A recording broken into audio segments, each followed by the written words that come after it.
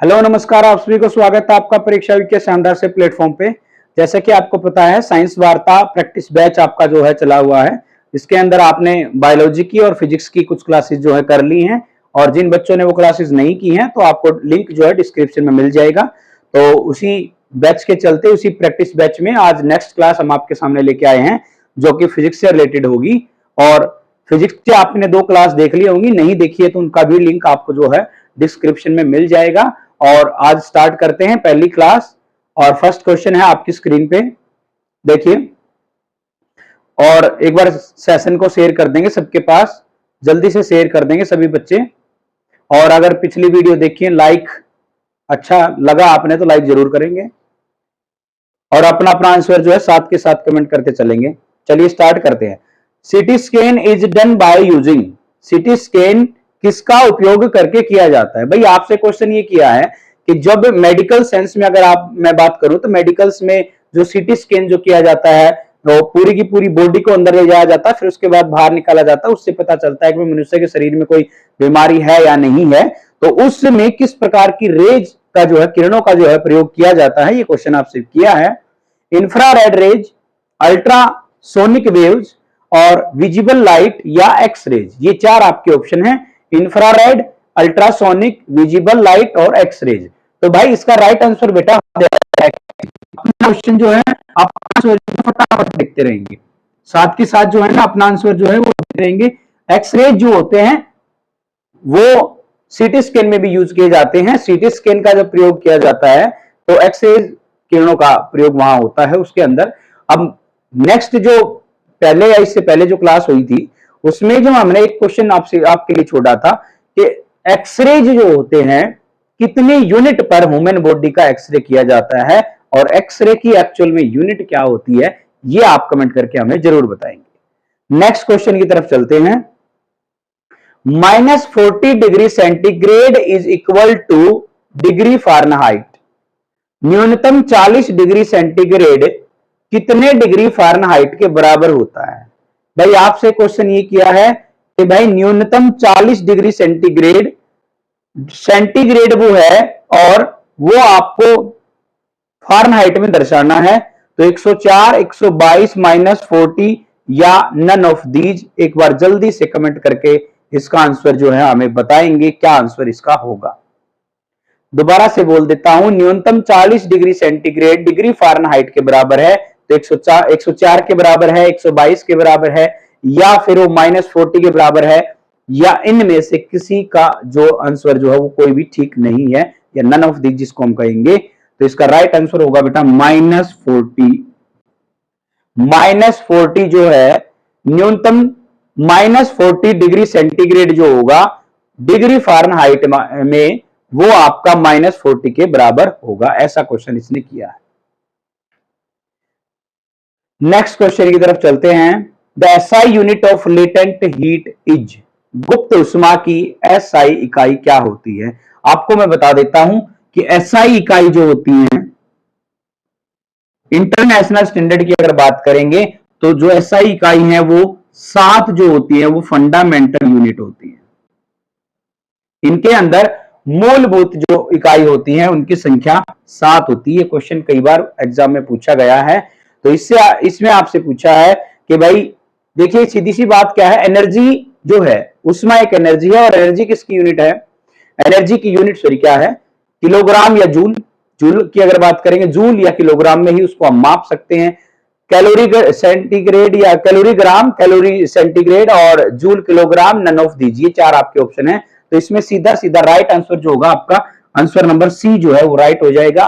वो दे रखा आपका जूल किलोग्राम, जूल पर किलोग्राम, जूल केजी जो है वो इसका राइट आंसर हो जाएगा, जूल केजी। अब मैं आपको बता देता हूं लेटेंट हीट क्या होती है। लेटेंट हीट का मतलब होता है बेटा छुपी हुई उष्मा। ऐसी उष्मा जो छुपी हुई है, या गुप्त उष्मा उसको हम कह सकते हैं। देखिए क्या होता है, अगर मान लीजिए आपने एक बीकर लिया, आपने कोई भी एक बर्तन लिया, उसके अंदर पानी डाल दिया, और पानी डालने के बाद उसको आप एक उसको हीट दे जा रहे हो, आपने स्टोव पे रख दिया, या आपने गैस के ऊपर रख दिया, या कहीं पे भी आप उसको गर्म कर रहे हो। उसको गर्म करते समय आप आपको पता है सिंपल सी बात, 100 डिग्री सेल्सियस के ऊपर जो वाटर होता है, 100 डिग्री सेल्सियस पर वाटर का टेम्परेचर जो है बॉयल होना शुरू हो जाता है, पानी जो है उबलना शुरू हो जाता है। उसके बाद भी आप उसको हीट दिए जा रहे हो, तो वो हीट जो जाती है वो लेटेंट हीट कहलाती है, गुप्त ऊष्मा उसको कहते हैं। अगला क्वेश्चन आपकी स्क्रीन पे चल देते हैं। अगला क्वेश्चन क्या होगा, eight which temperature density of water is maximum. भाई आपसे पूछा है पानी का सबसे अधिक घनत्व कहां होता है, पानी का सबसे अधिक घनत्व कहां होगा, किसके कौन से टेम्परेचर पे होगा, 4 डिग्री सेल्सियस पे होगा, 0 डिग्री सेल्सियस पे होगा, या -4 डिग्री सेल्सियस पे होगा, या -8 डिग्री सेल्सियस पे होगा। ये आपसे पूछा है कि भाई मैक्सिमम डेंसिटी ऑफ वाटर, बिल्कुल बच्चा सा क्वेश्चन है, सीधा आंसर सब बच्चे कर देंगे। कितने पे होता है, 4 डिग्री सेंटीग्रेड या 4 डिग्री सेल्सियस के ऊपर जो है वाटर की मैक्सिमम डेंसिटी होती है। वाटर की मैक्सिमम डेंसिटी 4 डिग्री सेल्सियस, याद रखेंगे सभी बच्चे, सीधा क्वेश्चन पेपर में आता है। नेक्स्ट क्वेश्चन आपके लिए, what is the minimum distance in metres required to hear an echo. भाई आपसे बहुत अच्छा क्वेश्चन ये इन्होंने किया है कि भाई अगर मान लीजिए आपको कोई एक ऐसी ध्वनि है, उस ध्वनि को दोबारा से सुनना है। इको क्या होती है, प्रतिध्वनि। इको इन द सेंस अगर हम बात करें, इको को बेटा कहते हैं प्रतिध्वनि। इको का मतलब है प्रतिध्वनि, ऐसी ध्वनि जो एक जगह जाकर वापस दोबारा आए। देखिए अगर मान लीजिए एक पॉइंट ए है और ये पॉइंट बी है, अगर यहां से ए से बी की डिस्टेंस की अगर बात करें हम तो डिस्टेंस डी है, और बी से ए वापस आपको आना है तो डिस्टेंस डी है। तो यहां पे आने की जो दूरी है और जाने की दूरी है, डी और डी क्या हो गया, 2d। अब आप देखिए एयर के अंदर, हवा के अंदर, वायु के अंदर ध्वनि की चाल जो है वो 344 मीटर पर सेकंड है। ध्वनि की चाल 344 मीटर पर सेकंड है एयर में। एयर में साउंड की स्पीड, एयर में साउंड की स्पीड 344 मीटर पर सेकंड है। अगर आपको यहां से डिस्टेंस निकालना है तो आप क्या करेंगे, 340/2, और ये आपका समथिंग आंसर होगा 7.2 के अप्रोक्स। और इसमें ऑप्शन दे रखे हैं आपसे 10, 13, 17 और 21।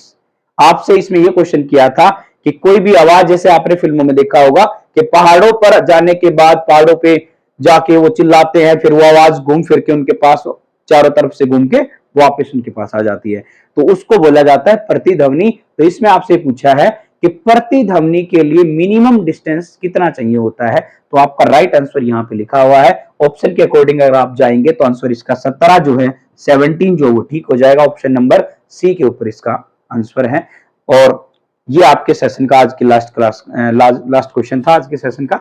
और आई थिंक आपने मेरे हिसाब से जितने भी क्वेश्चन किए हैं, सब बच्चों के ये क्वेश्चन बिल्कुल ठीक होने चाहिए, क्योंकि ये क्वेश्चन जो हमने पहले की क्लासेस में भी करवा रखे हैं। फिजिक्स की इतनी सारी अपने चैनल पे वीडियो पड़ी है, उन सब में करवा रखा है। बहुत सारे वीडियोस के हैं आपकी फिजिक्स की भी और केमिस्ट्री की भी, बायोलॉजी की। तो उनको देखने के लिए आपको क्या करना होगा, उनको देखने के लिए सबसे पहले तो चैनल को सब्सक्राइब कर लीजिए। सब्सक्राइब करने के बाद आप जाएंगे आपकी प्लेलिस्ट, चैनल के व्यू चैनल के अंदर उसकी प्लेलिस्ट को देखेंगे, और प्लेलिस्ट में जाके आपको अलग अलग से सेक्शन जो है मिल जाएंगे। वहां पे जाके चैनल पे जाके देखो, और उसके बाद फिर डेली रात को 8 बजे यहां प्रैक्टिस करो। डेली रात 8 बजे आपको यहां प्रैक्टिस करने के लिए बिना किसी से पूछे सीधा आ जाना है। 8 बजे आपको यहां पे क्लास चलती हुई दिखाई देगी, और डेली की डेली आपके साइंस की जो है प्रैक्टिस आप यहां पे करवाते रहेंगे। तो चलिए, आज के सेशन अगर आपको अच्छा लगा तो लाइक, शेयर एंड सब्सक्राइब जरूर करेंगे, और अपना अपना कमेंट जो है यहाँ पे कमेंट सेक्शन में जरूर छोड़ेंगे। आज के लिए इतना ही, कल फिर मिलते हैं आपसे ठीक 8 बजे। तब तक के लिए आप सभी का धन्यवाद, बहुत बहुत शुभकामनाएं आने वाले अग्रिम आपके एग्जाम्स के लिए। Thank you so much.